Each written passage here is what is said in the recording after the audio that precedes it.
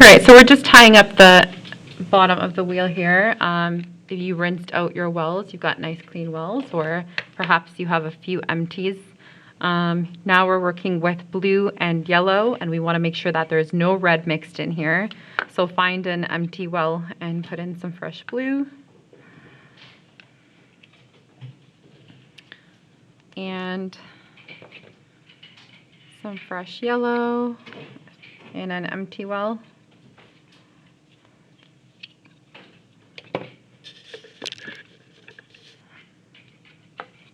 Okay, so if we're mixing equal amounts of blue and yellow, we should get kind of a medium grassy green. I'm going to take the darker color and introduce it into my yellow slowly. I always introduce the darker into the lighter until you see a medium green, kind of like a grass stain green. Okay, and of course this is watercolor, so we want to add some water to it. So I'm just dipping my brush into the water once or twice and bringing it back in.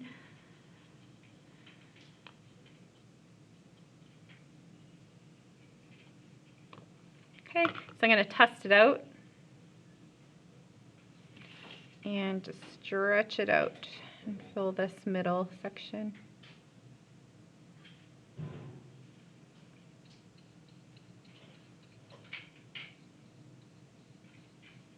Remember, a little goes a long way. You don't want it wet and globby.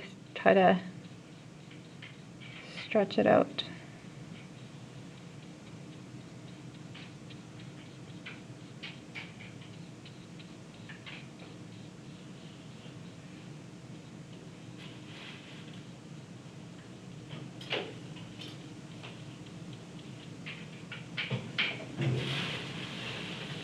All right, and then next we want to see what happens between the blue and the green. So if you have some blue left here, take some of your green and bring it back into your blue.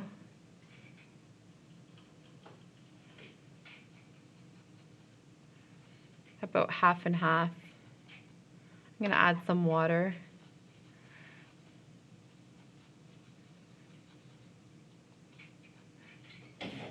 Should end up getting like a turquoise color. If you feel like it's really watery, you can even like dab a little bit off of your brush.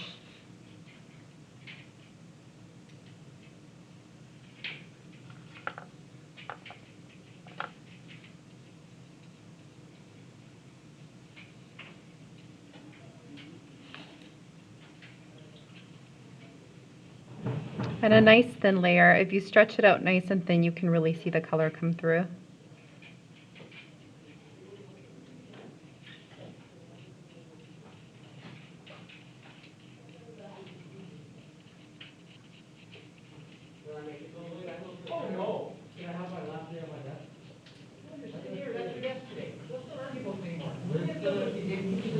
Okay, I apologize. The class next door is really loud. Okay, and then the very last one, we're going to be mixing the medium green back with some yellow. So I still have the green here that I mixed for this, but I don't have any more yellow. So I'm going to have to grab some more medium yellow and just do a small dollop of it here. Remember, a little bit goes a long way. I'm going to rinse my brush off. Clean your brush off, okay? And this time you're going to bring a little bit of that green into your yellow to get sort of like a lime green.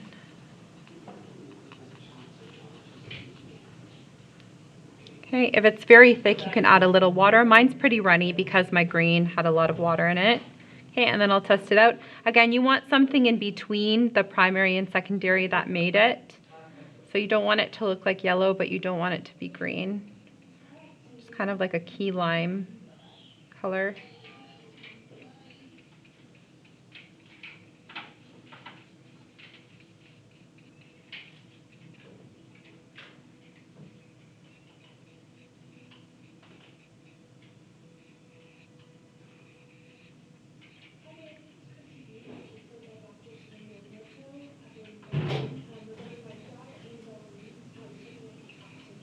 Okay, so this is it, guys. Basically, the theory that we'll be discussing again tomorrow works, right? Color theory that states that you can't break color down further than red, yellow, and blue, but you can definitely mix them up to create every other color. You can see that, you know, it looks like it's true. We can continue to mix this and come up with millions of different colors and then shade them to make them darker or lighter, brighter or duller. Okay, but so far we have our 12 color color wheel. Next thing you want to do is finish labeling it. So we have our primary blue and our primary yellow mixed in equal amounts, gives us a secondary color. Okay, and this is green. And then if we mix blue and green together, we get a tertiary color. This one is called, what did I say? It has to start with the primary base. So out of these two colors, the primary color is the blue. So it's blue-green.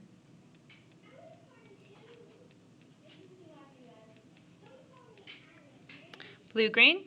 And then between these two here, where's the primary color? The yellow, right?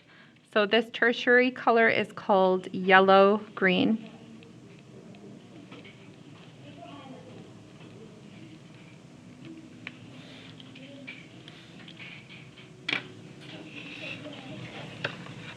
Right, and that's it. So I will post these online, or you can follow one of the videos that you found online already. And just make sure that you have a nice wheel, a fairly perfect circle divided into 12 equal sections. Your primary colors are equally spaced apart. And then between each primary pair, smack in the middle, you've got a secondary color. Okay.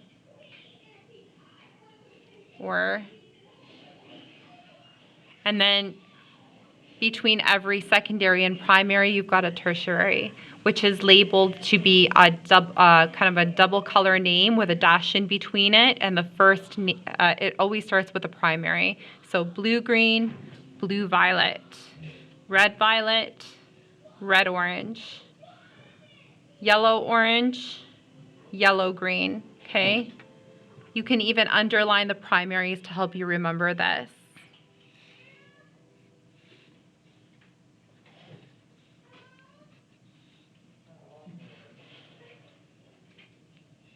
Okay, so moving forward, you guys are going to have to know the color wheel. You need to know the colors off by heart, and you need to be able to understand why this color